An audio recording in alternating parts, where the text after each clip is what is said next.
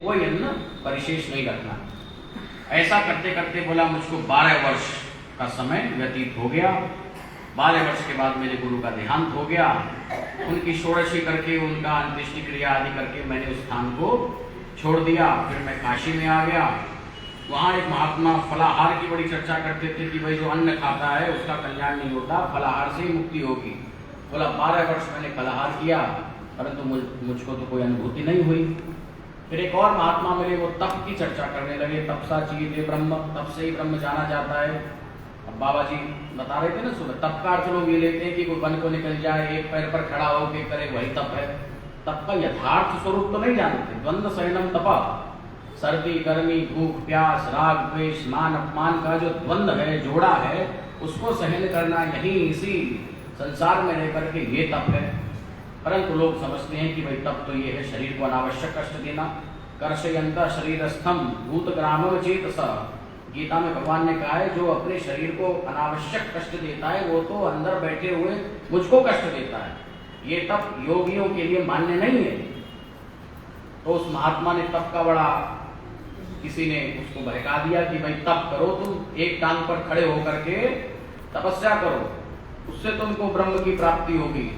अब वो बेचारा सरल हृदय का महात्मा एक पैर पर मिर्जापुर में जाकर के एक पैर पर खड़े होकर के तपस्या करने लगा और 12 वर्ष उसने उस तप में लगाए। उसका परिणाम ये निकला कि जो पैर टिका रखा था उसमें रक्त का प्रवाह अधिक हो गया, वो तो सूज गया, इतना मोटा हो गया। और जो पैर ऊपर उठा रखा था उसमें रक्त का प्रवाह हुआ नहीं, वो सूख गया, लकड़ी के जैसा हो गया। तो ये तप का परिणाम बेचारे को मिला। उसी तप को तपई करके वृंदावन में आया रहा होगा, तब उसको महाप्रभु जी के दर्शन, तब तक वो सूजन भी पाव में उसके। तो उसके बाद फिर किसी ने कहा कि परमात्मा की प्राप्ति ऐसे नहीं होगी, तो मौन धारण करो, मौन से होगी। तब वो बेचारा मौन धारण उसने कर लिया और मौन में ही उसके मन में फिर किसी ने कहा कि तीर्थाटन करो, तीर्थाटन से मुक्ति होगी। तो मौन धारण किए कि वो तीर्थाटन के लिए निकला और अनेक तीर्थों को करते करते प्रयाग काशी होते हुए वो पटना पहुंचा था, गया जा रहा होगा। और पटना में उसने देखा कि कोई एक मंदिर था जो खंडर के जैसा था। उसने शून्य स्थान समझ करके सोचा कि भाई आज यहीं डेरा लगाएंगे। मंदिर में जाकर के वो बेचारा विश्राम के लिए बैठ गया। उस मंदिर में कोई पागल आकर के लोगों को रोज पत्थर मारता था। उस दिन लोगों ने देखा उस महात्मा को बैठे हुए, लोगों ने सोचा यही पत्थर मारता है सबको, पकड़ो इसको। पकड़ा, उसको बेचारे को पीटने लगे। वो उसकी पिटाई की, मुकदमा बनाया, जेल करा दिया। तब महात्मा कहता है कि महाराज मेरे भाग्यों का उदय हो गया, जो आपके चरण कमल मुझको मिल गए, जो आपने मुझे वहां से छुड़ा लिया और मुझे योग मार्ग में लगा दिया है। यदि मुझको ज्ञान होता कि योग मार्ग ऐसा है तो मैं अपना ऐसा इतना समय व्यर्थ क्यों गवाता। उसके बाद श्री महाप्रभु जी ने उस पर कहा कि भाई अब तुम योग्य हो गए हो, समाधिमान महात्मा हो, जाओ बद्रिकाश्रम को चले जाओ। उसको सिद्ध बना करके बद्रीनाथ की ओर भेज दिया। कहने का मेरा अभिप्राय ये है कि देखो महाप्रभु जी ने इस कथा के माध्यम से कितने मिथक तोड़े। जो प्रचलित साधनाएं हैं उनको प्रभु जी ने एक प्रकार से खंडन जैसा करके हमें अनुष्ठान आदि में तो रखना ही चाहिए। उस मौन का ये लाभ है कि श्वास प्रश्वास में मंत्र जप निर्बाध चलता रहे, है ना, वो टूटे नहीं। ये मौन का लक्ष्य है। परंतु कोई मौन तो रख ले और मन से विषयों का चिंतन करता रहे, मिथ्याचार स उच्यते, वो तो मिथ्याचारी है। उसका मौन तो झूठा मौन है, उसका कोई लाभ नहीं होगा। तो इसलिए प्रभु जी ने दिखाया कि भाई ना तो मौन से ब्रह्म की प्राप्ति होती है, ना मंत्र जप के बल से श्वास प्रश्वास में जो मंत्र का प्रवाह चलेगा उसकी रगड़ से जो अग्नि पैदा होगी उसके बल से ध्यान लगेगा। ऐसे ध्यान नहीं लगता, उसके बल से ध्यान लगेगा। मंत्र जप से स्वतः गुरुदेव तो हृदय में बैठे हुए हैं, कारण शरीर में गुरुदेव विराजमान है। उसको जो पा जाता है अपने मंत्र जप से जागृति कर लेता है अपने अंदर, तो ध्यान का प्रवाह उसमें स्वतः प्रकट हो जाता है। तो प्रश्न ये आता है कि हम लोग ठीक है ये मान लिया कि योग मार्ग सर्वश्रेष्ठ मार्ग है ईश्वर को जानने का, अपने आत्मस्वरूप को जानने का, ब्रह्म की प्राप्ति का, किंतु उसकी आवश्यकता हमको क्या है? क्यों हम योग मार्ग में लगे? क्या पड़ी हो हमको? सारा तो सुख सुविधा से हम रह रहे हैं, सब आराम है। क्यों आए हम योग मार्ग में? क्यों हम यहाँ घंटों बैठे? क्यों हम सदगुरु की प्राप्ति करें? क्यों उनके आश्रमों में जावें, सेवा करें? इसकी जरूरत क्या है? ये प्रश्न आया। उसका उत्तर ये है कि संसार में सुख किसी को नहीं है, दुख ही दुख है। और दुख की निवृत्ति यदि हम चाहते हैं तो योग मार्ग से होगी।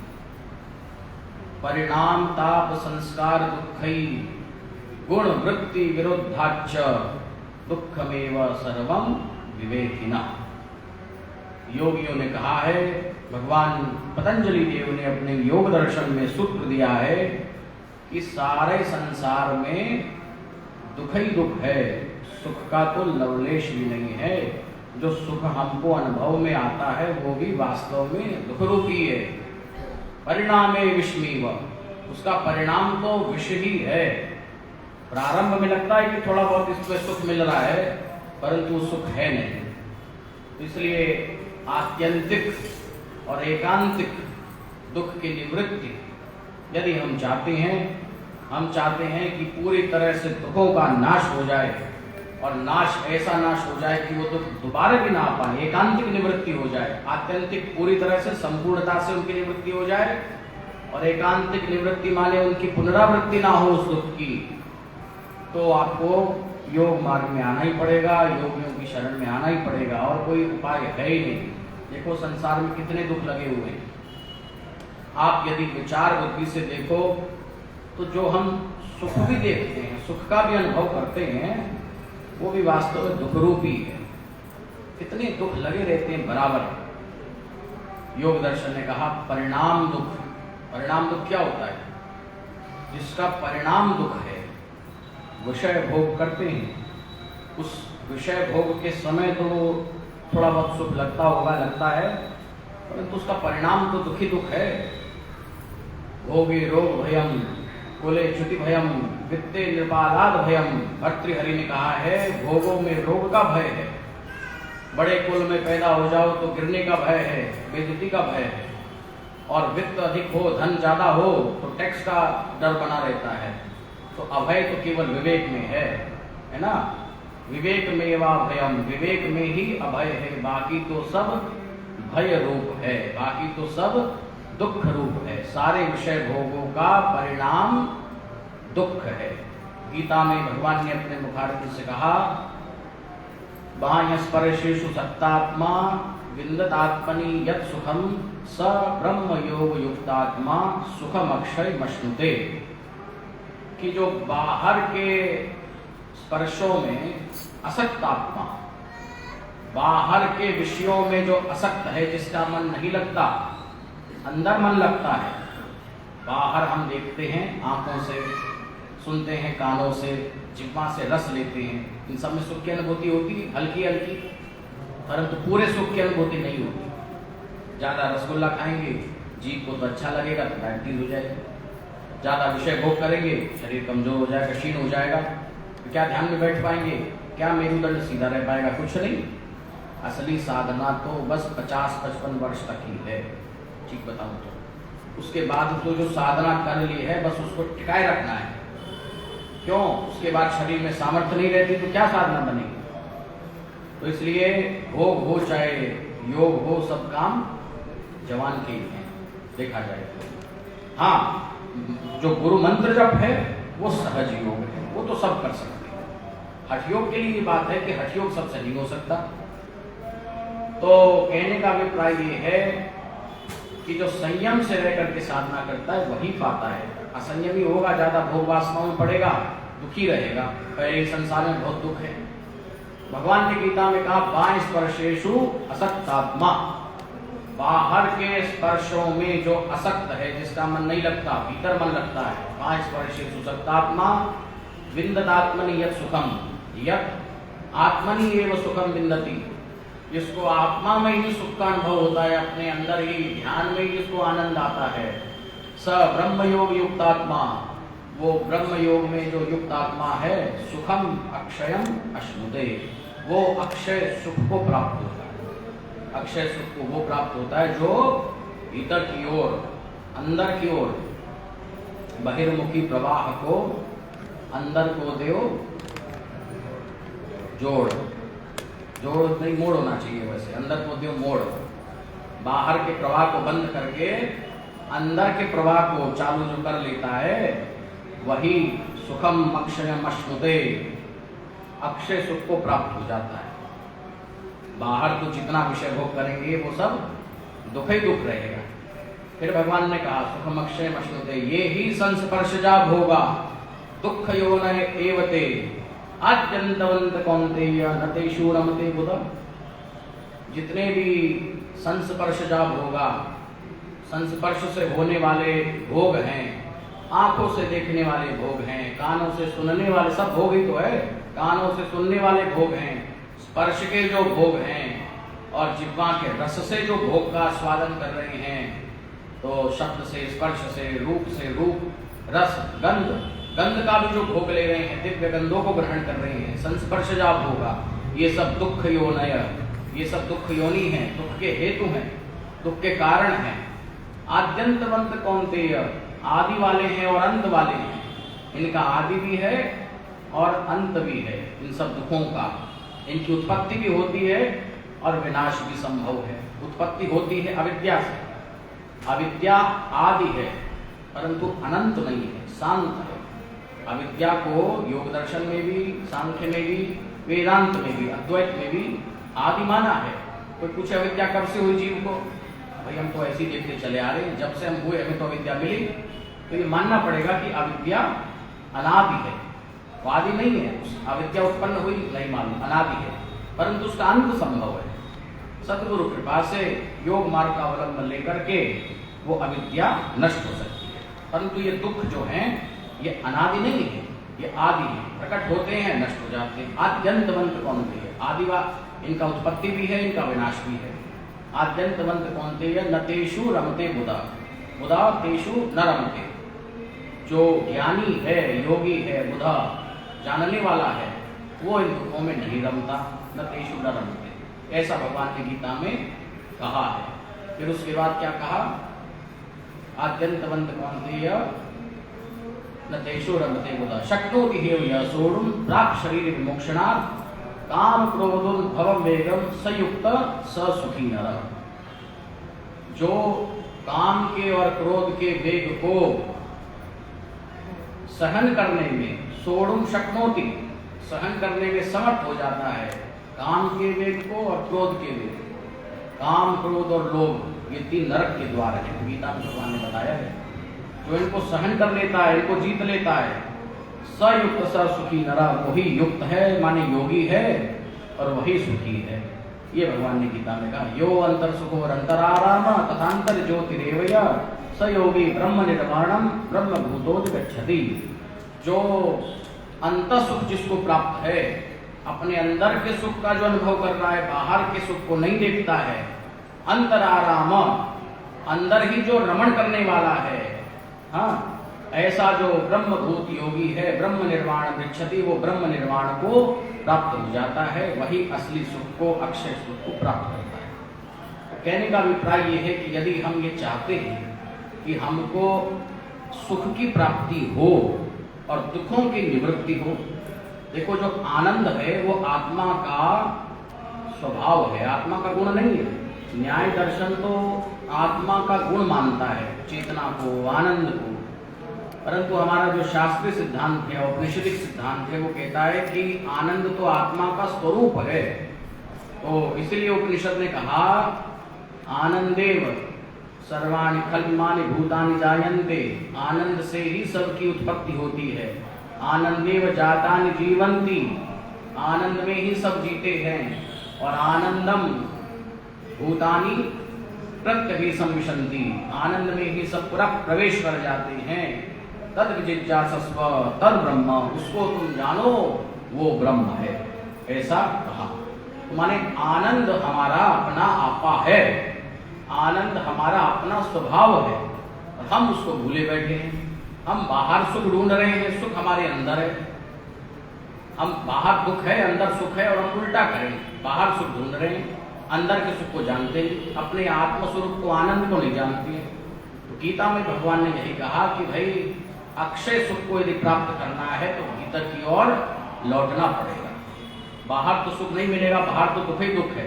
कितनी प्रकार के दुख भगवान पतंजलि देव ने अपने योग दर्शन में गिनाए हैं। पहला दुख गिनाया परिणाम दुख। परिणाम दुख वो है जो विषय भोगों का परिणाम दुख रूप है।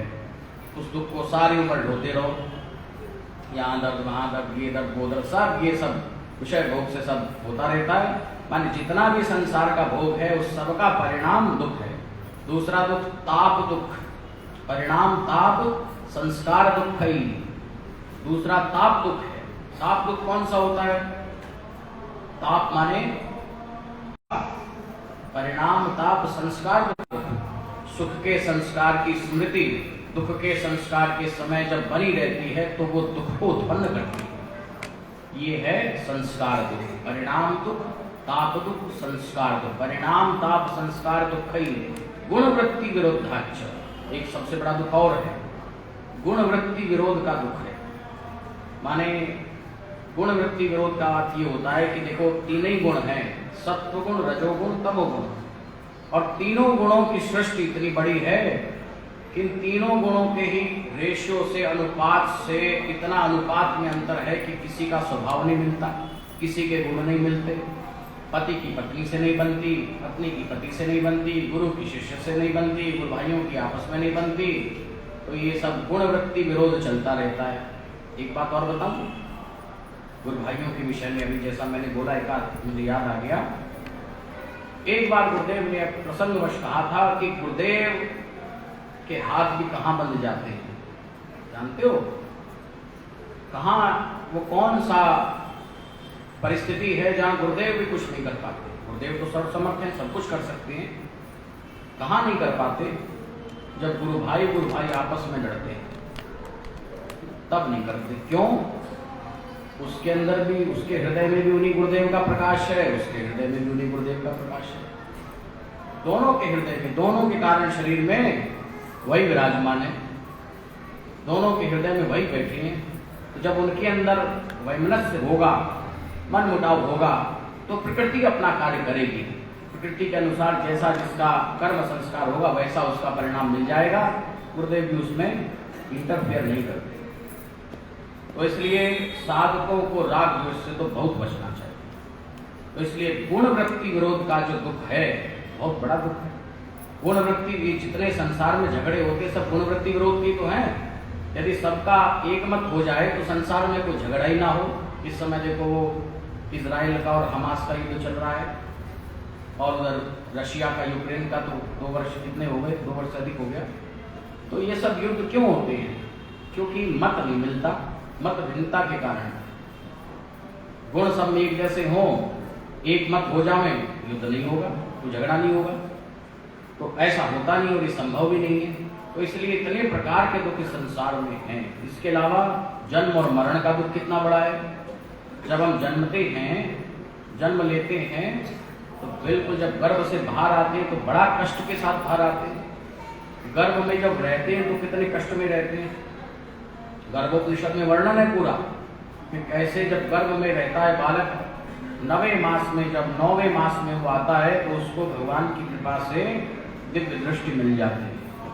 उस समय वो बड़ी प्रार्थना करता है, यदि योजना प्रमुच्चे सांख्य योगम अभ्यसे। यदि मैं इससे छूट गया तो सांख्य योग का अभ्यास करूंगा। यदि मैं इस कष्ट से छूट गया नारायण की शरण लूंगा। यदि मैं इस कष्ट से छूट गया तो मैं शिव की शरण लूंगा, मैं अपना कल्याण करूंगा। और उसके बाद जब उसका जन्म हो जाता है तो वैष्णवी माया के प्रभाव से सब भूल जाता है, कुछ उसको याद नहीं होता।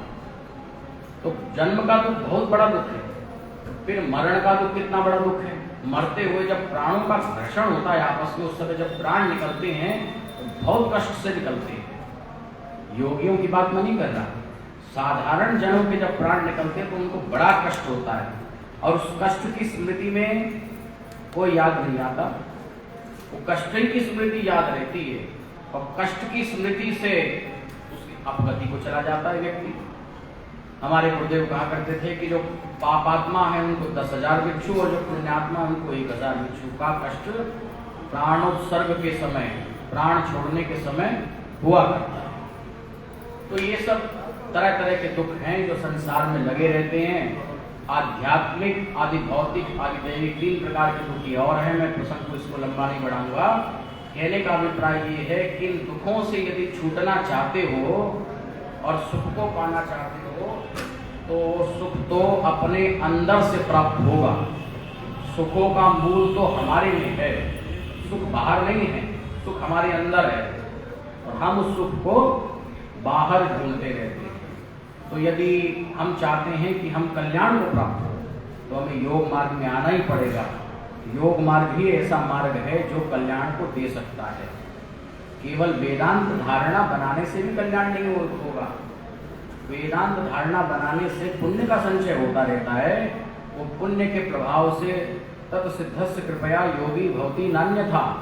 योग शिखोपनिषद ने कहा यंततो गत्वा, उस पुण्य के प्रभाव से सिद्ध संगति हो जाएगी। उस सिद्ध संगति से ही उसका कल्याण होगा। सिद्ध संगति से ही कल्याण होता है। हमारे महाप्रभु जी ने स्वहस्त लिखित पुस्तक में एक मर्यादा रानी का उदाहरण दिया है। उसमें कहा कि वो देवी ठाकुर पूजन करती रहती थी सारे दिन। तो प्रभु जी ने कहा कि साधु संग क्यों नहीं करती है? साधु संग किया कर, उससे तेरा कल्याण होगा। सारे दिन ठाकुर पूजन से तो कल्याण नहीं होगा। तो वहां पर देखो प्रभु जी ने किए, इसको भी तोड़ा। तो प्रभु जी ने क्या स्थापित किया है? योग मार्ग को स्थापित किया है कि दुखों से छूटने का उपाय तो केवल योग मार्ग है। वो योग मार्ग की स्थापना हमारे महाप्रभु जी ने नेपाल हिमालय से कुछ काल के लिए, सदा के लिए नहीं आए, थोड़े समय के लिए आए। आज भी वहाँ बैठे हैं नेपाल हिमालय में, वहीं से अपने सब बालकों को देखते हैं। आकर के शिक्षा योग का प्रकाश संसार को दिया और फिर हमारे गुरुदेव भगवान को योग धुरा सौंप दी। 50 वर्ष गांव गांव घूम करके हमारे गुरुदेव ने अहर्निश योग प्रचार किया। अब भी उनकी परंपरा योग प्रचार की चल रही है। तो योग ही कल्याण का मूल है, योग से ही कल्याण संभव है और योग में भी शक्तिपात योग से कल्याण होता है। आजकल के समय में ऐसा तो किसी का शरीर है नहीं कि जो अपने आप अपने अभ्यास से कुछ कर ले। जो कुछ भी संभव है वो गुरु कृपा से ही होगा। गुरु कृपा ही केवलम, गुरु कृपा ही उपाय है। तो गुरु कृपा और सिद्ध योग में शरणागति, गुरु के प्रति शरणागति बहुत आवश्यक चीज है। गुरु के प्रति जो शरणागत है, जो प्रपन्न है, वही योग मार्ग को प्राप्त कर सकता है। क्षिप्रम भवति धर्मात्मा शश्वत शांति निगच्छति। ये सिद्ध योग मार्ग ही है जो बहुत शीघ्रता से साधक का उत्थान करता है। थोड़ा भी जो इसका अभ्यास कर ले, त्रायते महतो भयात्, महान से महान भय से वो त्रायते तर जाता है, तारने वाला बन जाता है। इसलिए हमको योग मार्ग का अवलंब लेना चाहिए। यावत् स्वस्थमिदं देहम यावन् मृत्युश्च दूरतः तावत् आत्महितं क्रियात् मरणान्ते किम करिष्यति। जब तक देह स्वस्थ है, यावन् मृत्युश्च दूरतः, जब तक मृत्यु दूर है, तावत आत्महितम क्रिया, तब तक आत्महित कर लेना चाहिए।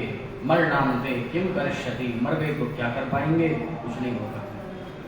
इसलिए हम लोगों को चाहिए कि जो गुरुदेव की जो परिपाटी है, परंपरा है, आप सब लोगों के लिए भी हमारे लिए भी 2 घंटे मंत्र जप की वो श्वास प्रश्वास की विधि से अवश्य ही किया करें। उस मंत्र जप के प्रभाव से ध्यान स्वतः लगने लगेगा। जो बराबर मंत्र जप करते रहते हैं उनको ध्यान की प्राप्ति हो जाती है। जिनके हृदय में गुरुदेव विराजमान हैं, जो बराबर ये सोचते हैं कि वो मेरे हैं, मैं उनका हूँ, भाव जिनके अंदर प्रभु जी के प्रति, गुरुदेव भगवान के प्रति रहता है, वो प्राप्त कर लेते हैं। मंत्र जप करते रहे और यदि भाव भी नहीं पैदा हुआ, उसका कोई विशेष लाभ कुछ नहीं है। सबसे बड़ी बात है कि हम ये मोहर लगा लें कि हम उनके हैं, वो हमारे हैं। ऐसी भावना जिसके अंदर पैदा हो जाएगी और फिर उनके शब्दों को मान करके, ब्रह्म वाक्य मान करके वो बराबर अपने गुरु मंत्र के जप में लगा रहेगा, वो पा जाएगा। स्वयं की परांतार्यति, स्वयं तर जाएगा और वो तारने वाला भी बन सकता है। ये योग मार्ग है। भाई जी बैठे हैं, वो बता रहे थे कि योग मार्ग में तो जिसका पतन हो जाता है वो प्रधानमंत्री राष्ट्रपति बन जाते हैं। योग मार्ग इतना बड़ा है। तो ये है कि तप से स्वर्ग, स्वर्ग से नरक, योग बन जाते हैं, फिर उनका पतन भी तो हो जाता है। इसलिए हमको निष्काम भाव से योग मार्ग में लगना चाहिए। सकाम भाव से योग मार्ग करेंगे तो उसका फल संसार में मिलता रहता है, कुछ उन्नति प्रोन्नति होती रहती है।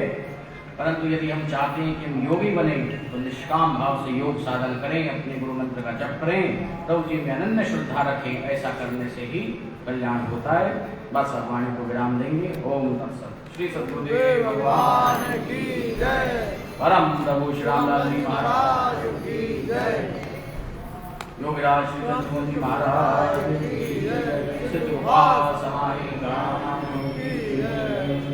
हरि लाल की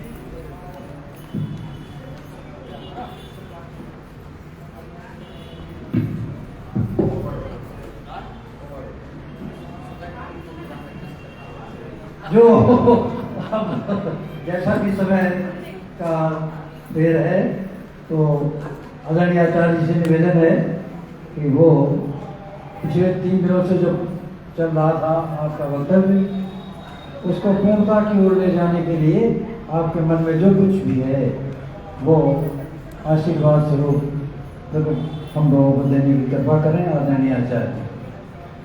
यस्य स्मरणमात्रेण ज्ञानमुत्पद्यते स्वयं सदैव सर्वसम्पत्ति तस्मै श्री गुरवे नमः।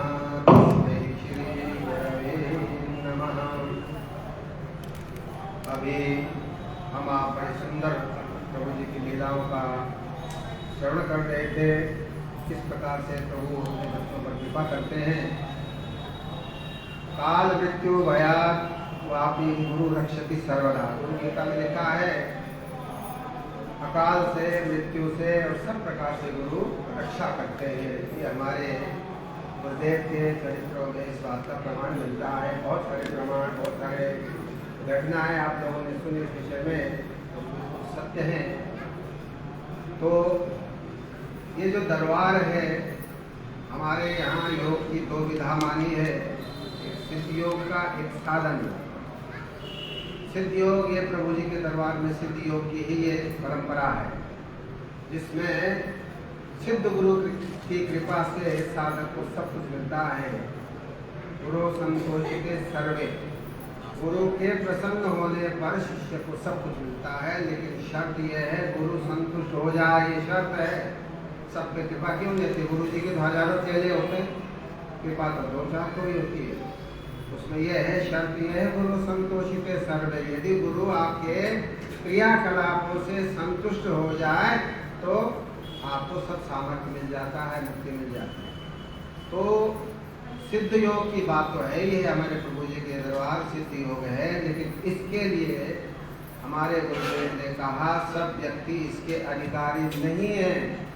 थोड़ा सा पुण्य आप लोगों, हम लोगों का था, जिससे गुरुदेव की प्राप्ति हुई। अब कैसे हम अपने को पुण्य को बढ़ाएं, सिद्ध गुरु की कृपा पूर्ण हमें मिल जाए। कृपा तो होती है, थोड़ी थोड़ी कृपाएं होती रहती है, लेकिन हमें तो ऐसी कृपा चाहिए जिससे हमें जन्म मरण का चक्कर हमारा छूट जाए। हमें तो वो कृपा चाहिए जिसको परम कृपा कहते हैं, जिसको परम कल्याण कहते हैं। तो ये गुरुदेव की कृपा से ही संभव है। इसलिए गुरुदेव ने कहा साधन योग भी करो। साधन योग में पतंजलि जी ने कहा क्रिया योग का अभ्यास करो। तो साधन योग कहते हैं तपस्वाध्याय ईश्वर परिधानानि क्रिया योग। तप करें, स्वाध्याय करें, जिसको मंत्र जाप और ध्यान कहते हैं, और ईश्वर परिधान, उस परम गुरु में अपनी क्रियाओं का, अपने विचारों का समर्पण करना ही परिधान है। वो गुरु के प्रति भी है, वो गुरु ही ईश्वर है और वो ईश्वर ही गुरु है। सही है, शिवेव गुरु शिवेव है ना, शिवा। गुरु और शिव अलग अलग नहीं है। इस प्रकार से, इस वृत्ति से, बुद्धि से यदि हम अपने सब कर्मों को अर्पित करते हैं गुरुदेव के, तो हमें उसमें सिद्धि मिलती, सफलता मिलती है। अब संकटों से रक्षा करना तो ये अलग बात है, वो अपने आप की रक्षा करना। लेकिन हमारे संकट तो बने हुए हैं, सुख दुख का संकट और जन्म मरण का संकट तो बना ही हुआ। इसलिए वो संकट हमारा दूर होना चाहिए, इसमें गुरु सहायक होंगे। इसलिए गुरुदेव कहते हैं, हमारे गुरुदेव ने कहा तुम जप ध्यान करो सब लोग। क्यों जोर देते थे ध्यान पर? जप करो, बीमार हो तो भी करो, मैंने हर समय कर सकते। कितना सरल है, कोई कर्म कांड नहीं इसमें, कोई नहाना ही जरूरी नहीं। गुरुदेव कहा करते थे कि बस कुर्सी के अपने सीधा कमर करके बैठ जाओ। इतना सरल उपाय है और इसका परिणाम बड़ा दिव्य है। हम जो साधना करते हैं वो प्राण साधना है। अभी सरिता बहन जी ने प्रातः काल बताया था कि किस प्रकार से एक बार जो इंद्रियां थी उन्होंने कहा हम कौन श्रेष्ठ है। ज्ञान इंद्रिया एक ने कहा मैं श्रेष्ठ, दूसरे का मैं श्रेष्ठ, तीसरे का मैं श्रेष्ठ। एक साल के लिए चले गए तो भाई हम निकल जाते देखते तो काम चलता ही रहा, मन भी चला गया। 1 साल तक वो भी भटकता रहा, काम चलता रहा, बिना मन के भी काम चलता है। फिर प्राण जब जाने लगा सब बुलाने गए, नहीं नहीं आप मत जाओ, हम तो सब आपके बगैर कुछ भी नहीं है। इसलिए वो प्राण हमारे अंदर है, उसकी साधना की जाती है, उसको बलवान किया जाता है, उसको तेजस्वी बनाया जाता है। जब हम जप करते हैं तो हमारे ही ये गुरुदेव का दिया हुआ मंत्र है, ये उस प्राण को ही ऊर्जावान बनाने का मंत्र है। लेकिन विश्वास करे साधक, गुरु के वचन पर विश्वास करे। गुरु ने जो मंत्र दिया है यही मेरे लिए सब कुछ है। मंत्र मूलम गुरोर वाक्यम, गुरुदेव ने जो मंत्र दिया है ये ही मेरे लिए सब कुछ है। अधिकतर लोगों को विश्वास नहीं है। लोग चाहते हैं कि सरल सा मंत्र हो, भगवान का नाम जिसमें जुड़ा हुआ हो, उसी वो लोग चाहते हैं। हमारे अजपा का ये जो विधान है ये थोड़ा समझने में कठिन है, शास्त्रीय पद्धति है, लेकिन ये आत्म साक्षात्कार का साक्षात उपाय है। इसमें मन आपका लगता है, फिर तो श्वास प्रश्वास में आप जब करते रहते हो आपका यज्ञ चलता रहेगा। एक हजारों यज्ञ के बराबर पुण्य मिलता है एक श्वास को ठीक प्रकार से जपने से। तो यदि हम जपना ठीक प्रकार से समझ जाएं और इसकी महत्ता को समझें। जब हम जप करते हैं नए साधकों को इतना पता नहीं होता है, जप करते हुए हम ये ध्यान करें, ये जो मंत्र है ये आत्मा का मंत्र है। हंस मंत्र आत्मा का होता है। गुरुदेव ने हम लोगों को हंस मंत्र दिया, पूरा नहीं बताऊंगा तो दीक्षा नहीं बताई जाती है, लेकिन कुल मिलाकर के ये हंस मंत्र होता है जो गुरु का दिया हुआ। हंस नाम आत्मा। तो जब हम मंत्र जप करते हैं, साधक समझे कि इस जप से मेरा जो आत्मा है उसका विकास होगा, उसकी किरणें सर्वत्र फैल रही हैं, मेरे मन बुद्धि को प्रकाशित कर रही हैं, मेरा रोम रोम है ना प्रकाश से भर रहा है। ऐसा साधक धारणा करे। जब तो कर ही रहा है, अपने प्राणों को मूलाधार तक ले जा रहा है, अपने इष्ट देव तक रहिए। वैसे दीक्षा की पद्धति है पर संकेत मात्र बता रहा। तो किस प्रकार से जो दीक्षा की पद्धति है ये साधक ऊर्जावान बन सकता है, ताकतवर बन सकता है अंदर से, तो केवल जप करने, जप साधन से। तो जप के विधान को ठीक से समझना जरूरी है। अधिकतर साधक नहीं समझ पाते। गुरु ने तो दे दिया, गुरु के पास इतना, गुरुदेव के पास समय नहीं है कि बच्चे को विस्तार से समझाएं। तो ये शिष्य का कर्तव्य हो तो उस पर अनुसंधान करे कि गुरु ने जो मंत्र दिया है इसका मतलब क्या है, इससे क्या होगा, मेरे अंदर क्या परिवर्तन होगा, ये उसको समझना होगा। तो शास्त्रों का अवलोकन करे, अपने गुरु भाइयों से पूछे, अगर हिम्मत है तो गुरुदेव से पूछे। गुरुदेव से पूछने की हिम्मत किसी की नहीं होती है। भैया हम लोग भी 18 साल गुरुदेव के सानिध्य में रहे, लेकिन जब हम करेंगे ये साधना तो पूछेंगे क्या? जिसने पहला चैप्टर याद नहीं किया, क्वेश्चन क्या करेगा टीचर से, है ना। इसलिए गुरुदेव जैसे कहा करते थे, शिष्य अगर नहीं करेगा तो कठिन बातें नहीं पूछ सकता। और वैसे गुरुदेव तो सब बातों में बताते ही रहते हैं, पूछने की जरूरत नहीं होती। गुरुदेव कहा करते थे, गुरुदेव तो तुम्हारे अंदर है। जब गुरुदेव आपको मंत्र देते हैं तो शक्तिपात होता है। मंत्र के द्वारा गुरुदेव आपके कारण शरीर में प्रतिष्ठित हो जाते हैं। जब तक आपकी मुक्ति नहीं होती है तब तक आपके साथ में रहते हैं। लेकिन हम लोगों को इतना विश्वास हो तब तो लाभ होगा। यदि हम समझे कि गुरु जी तो चले गए, अब तो वहाँ कुछ नहीं है, क्या करेंगे सवाई में जाकर। अरे गुरुदेव तो तुम्हारे साथ चिपके हुए भाई, गुरुदेव तो तुम्हारे साथ में ही मंत्र के द्वारा गुरुदेव तो कारण शरीर में आविष्ट है। सर्वस्व चा हम हृदय सन्निविष्टो प्रातः काल हम लोग पढ़ रहे थे गीता के 15 अध्याय में। तो इस विधा में ये कहा जाता है कि गुरुदेव सूक्ष्म रूप से शिष्य के कारण शरीर तक प्रतिष्ठित हो जाते हैं, और जब तक मुक्ति नहीं होती तब तक गुरु रक्षक करते रहते हैं, उसको बचाते रहते हैं। हमारे संसार में हम जब रहते हैं, नाना प्रकार की कठिनाई आती हैं, प्रलोभन आते हैं, बीमारियां आती हैं, बहुत कुछ होता है, लेकिन गुरु रक्षति सर्वदा, गुरु हमारी हमेशा ही रक्षा करते रहे। इसलिए साधक के जीवन में गुरु का अत्यंत ही महत्वपूर्ण योगदान है ना। दुर्लभो विषयो त्यागा दुर्लभम तत्व दर्शनम। विषयों का त्याग हम अपने मन से नहीं कर सकते, अपने मन संयमी रहेंगे, ब्रह्मचारी रहेंगे, हम विषयों का त्याग कर देंगे, काम क्रोध लोभ मोह को छोड़ देंगे, लेकिन गुरु कृपा के बगैर ये संभव नहीं है। मुझे एक बात याद आई कि प्रातः काल में अभी किसी ने बताया था कि किस प्रकार से ऋषिकेश में रहा करते थे, ब्रह्मचारियों के बीच में विवाद हो गया। एक हमारे ब्रह्मचारी थे वीरेंद्र स्वरूप, कायस्थ जाति से थोड़ा कभी कभी उग्र हो जाते थे, गुरुदेव से भी लड़ पड़ते थे, कभी कभी हम लोगों से भी लड़ते थे। हम ऋषिकेश में रहे, एक पूरनचंद जी थे, एक हम थे, तीनों में कुछ थोड़ा सा विवाद हो गया। वो कहने लगा, शिकायतें करने लगे अपनी अपनी, ये शिकायत वो शिकायत वो शिकायत। गुरुदेव ऋषिकेश में अपने छत पे सो रहे थे, मतलब विश्राम कर रहे थे, 10 बजे का समय था, जेठ का महीना था, 80-82 की बात है। तो जब हम सब लोगों की वहाँ पेशी लग गई, उमा बहन बीच में जो है बहुत ही मध्यस्थ वकील साहब, तो अपने अपने हम लोगों के अपने अपने वो बातें हमने कहा कि उसने ऐसे कहा, उसने ऐसे कहा, उसने कहा। तो गुरुदेव ने कहा, देखो भाई, ये राग द्वेष है, यदि तुम्हारी अपनी संपत्ति है, इसको अपना संपत्ति मानते हो तो हमें कुछ नहीं है, लेकिन यदि मेरे काम आना चाहते हो तुम लोग तो इसको छोड़ देना।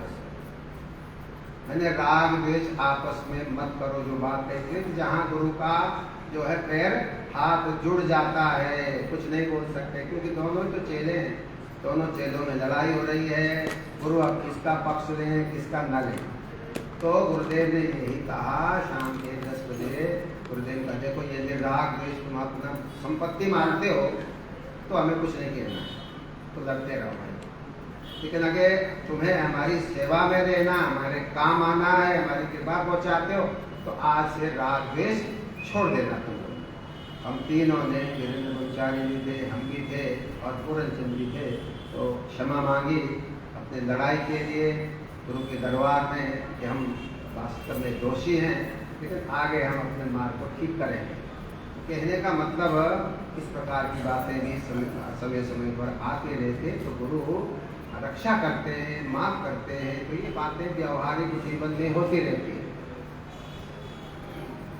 हमारे यहाँ टाट बाबा का वर्णन आता है, फिरोजाबाद में चले गए तो वो गुरुदेव की सेवा में रहते थे, अकेले थे, एकमात्र समय में समाई में रहा करते थे। ज़्यादा लंबा समय नहीं लूँगा, लेकिन कुछ ऐसी बातें हैं बताने लायक। तो वहाँ पर एक महात्मा जी आए, बड़े तेजस्वी महात्मा थे, लंबे चौड़े तगड़े। गुरुदेव उन दिनों में भोजन गांव में क्या करते थे, गुरुदेव की यहाँ व्यवस्था नहीं थी। अब तो गुरुदेव के रिश्तेदार कहते हैं गुरुदेव ने ये क्या, जमीन पे भी वो बेच लगा रहे हैं कि हमारे रिश्तेदार का हमारे नाम से होना चाहिए। अरे भाई, गुरुदेव कोई बांट के थोड़ी लाए थे, गुरुदेव तो भोजन को भी बाहर जाते थे, गांव में जाते थे, तो रिश्तेदारों का कहाँ से हो। चलो ये प्रकरण दूसरा। तो कहने का मतलब यह है, गुरुदेव भोजन ब्राह्मणों के यहाँ गांव में करने जाते थे। वो महात्मा आया, गुरुदेव कहाँ गए, टाट बाबा वहीं पर थे। टाट बाबा ने कहा गुरुदेव तो गांव में गए हैं और शाम को आएंगे, वहाँ सत्संग भी है। उस महात्मा ने कहा नहीं नहीं, तुम जाओ, तो एक महात्मा जी आए, उनको बुला लाओ। आ जाएंगे। तो टाट बाबा ने किसी व्यक्ति को भेजा कि एक महात्मा जी बड़े तेजस्वी आए हैं और आपको याद कर रहे हैं। गुरुदेव ने कहा हाँ गुरुदेव तुम जानी जान है। उन्होंने कहा कि संत है, कोई सिद्ध पुरुष है, दर्शन करने आया है। वहाँ आए, उन्होंने साक्षात दंडवत किया और टाट बाबा से कहा तुम यहाँ जो आए हो विश्वनाथ की आज्ञा से आए हो। भगवान शंकर ने तुम्हें बनारस में दर्शन दिया था और ये कहा तुम सिद्ध गुफा में जाओ, वहाँ एक योगी राज है, उन्हीं से तुम्हारा सब प्रकार से कल्याण होगा। तो यही विश्वनाथ है। महात्मा ने कहा गुरुदेव की ओर इशारा करके यही विश्वनाथ हैं, कहीं भ्रम में मत रहना। इनका विश्वनाथ समझ करके इनकी सेवा करना, इनकी आज्ञाओं में रहना। लेकिन तुम थोड़ा क्रोधी हो। टाट बाबा क्रोधी थे, पढ़े लिखे थे, इंजीनियर थे, बड़ी अच्छी पर्सनालिटी थी, बड़ी तपस्या की, गुरुदेव की कृपा से बहुत सारे सिद्धियां थी उनके अंदर। लेकिन एक क्रोध ने ही उनको पछाड़ दिया, मार दिया। क्रोध ऐसा था, वो जो चेलों की लड़ाई की बात कर रहा हूँ, शिष्य लोगों में राग द्वेष था, तो उनको गुस्सा आया तो टाट बाबा वहां से चले गए। जबकि उस महात्मा ने कहा था तुम यहाँ से जाना नहीं, तुम्हारा कल्याण इन्हीं के चरणों में है। लेकिन तुम गुस्सेबाज हो, तुम्हारे अंदर क्रोध है, तुम्हारे स्वभाव में है, ये तुम्हें कुछ करने नहीं देगा। यही हुआ। कुछ दिनों के बाद में गुरुदेव से रूठ करके वो चले गए और बाद में अपने गुरुदेव को अपना गुरु भी नहीं मानते थे। वो कहते मेरे गुरु तो नाथ जी हैं, महाप्रभु जी हैं। और जबकि वो टाट बाबा गुरुदेव के साथ बहुत कार्यक्रमों में रहे, सालवन में रहे, मुरादाबाद में रहे, रामपुर में रहे। हमारे राजेश भाई मेरे साथी थे, अब उनकी डेथ हो गई है, ऋषिकेश हरिद्वार में रहा करते थे। वो कहते हमने खुद देखा टाट बाबा को, जब प्रोग्राम था प्राचीन पुराना, तब टाट बाबा गुरुदेव की सेवा में रहते थे। लेकिन वो व्यक्ति समय आने पर गुरु से विमुख हो गया। अब तो वो ये भी नहीं कहता कि ये मेरे गुरु हैं। तो ये भी समय आता है। देखो बड़ी विडंबना है, बहुत ऊंचा जाने के बाद भी आदमी का पतन हो जाता है। ये काम क्रोध इस प्रकार के शत्रु है। तो इस प्रकार से मैं जो बता रहा था, दो मार्ग हैं, एक साधन योग, एक सिद्ध योग। हमारे गुरुदेव कहा करते थे सिद्धों की कृपा करने के लिए तुम्हें साधन योग को अपनाना ही पड़ेगा, क्योंकि रजोगुण तमोगुण जब तक दूर नहीं होंगे, मन निर्मल नहीं होगा, तो तुमको सिद्ध की कृपा नहीं हो सकती। उस कृपा को झेलने लायक तुम नहीं होंगे। इसलिए जब सतोगुण बढ़ जाएगा, जिस दिन सतोगुण बढ़ जाएगा, गुरु की कृपा हम झेलने लायक हो जाएंगे। दिव्य दृष्टि अगर गुरु शक्तिपात भी करते हैं तो उसको झेल जाएंगे। अगर कोई अंदर से मजबूत नहीं है, न अयम आत्मा बलहीन लभ्या, दीक्षित जी बता रहे थे, हम क्यों करें साधना, मंत्र जाप ध्यान क्यों करें? अंदर से बलवान बनने के लिए। अगर हम कमजोर हैं तो गुरु की शक्ति को झेल नहीं पाएंगे। बहुत बड़ी लाइट अगर आए तो वहाँ पर बर्स्ट हो जाता है, फूट जाता है, सब औजार सब जल जाता है। तो इसी प्रकार से गुरु की कृपा प्राप्त करने के लिए हमें साधन योग करना। हम धीरे धीरे अपनी आत्मशक्ति का विकास करें, इतना विकास करें कि गुरु की वो तीव्र शक्ति को हम संभाल सकें और वो अनुभव जो होगा उसको हम बरकरार रख सके। नहीं तो गुरुदेव कहा करते थे, गुरुदेव तो शक्तिपात करते ही रहते हैं, लेकिन वो शक्तिपात शिष्य का समाप्त होता रहता है। यानी गुरु ने शक्ति दी आपको, आप उसको बर्बाद कर दिया। गुरु थोड़ा थोड़ा शक्ति देखते हैं, पर देखते हैं क्या करता है। गुरुदेव कहते कई प्रकार का शक्तिपात होता है। जैसे संक्षेप में छोटा सा बताता हूँ। गुरुदेव ने अपने ऊपर बताया कि देखो, मेरे पिताजी थे पंडित देवी राम जी, वो थे आर्य समाजी, लेकिन हमारे गुरुदेव ने अपने पिता को भी गुरु चरणों में ला दिया, प्रभु जी के चरणों में ला दिया। जबकि वो ऐसे लोग आर्य समाजी गुरु को भी नहीं मानते, तो भगवान के साकार रूप को भी नहीं मानते, लेकिन फिर भी भगवान की कृपा हो गई तो गुरुदेव ने अपने पिता को भी महाप्रभु जी से जोड़ दिया, दीक्षा दे दी।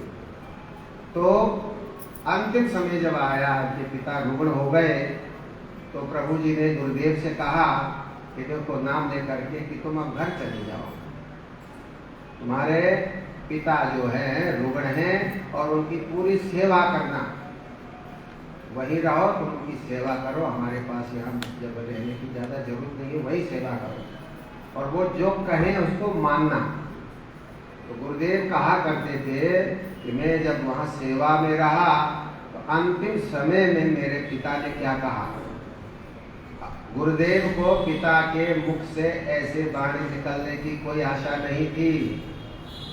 पिता ने कहा देखो तुम्हारे गुरुदेव हैं वो भगवान हैं, उनको छोड़ करके अब तुम कहीं नहीं जाना, तुम भी थोड़ा भक्ति भाव में विचरण करते हो, कभी वृंदावन ज्यादा जाते थे गुरुदेव जी, लेकिन ये जो गुरु हैं तुम्हारे और मेरे जो गुरु हैं वो भगवान हैं, उनको छोड़कर तुम कहीं नहीं जाना, उन्हीं से तुम्हारा उद्धार होगा।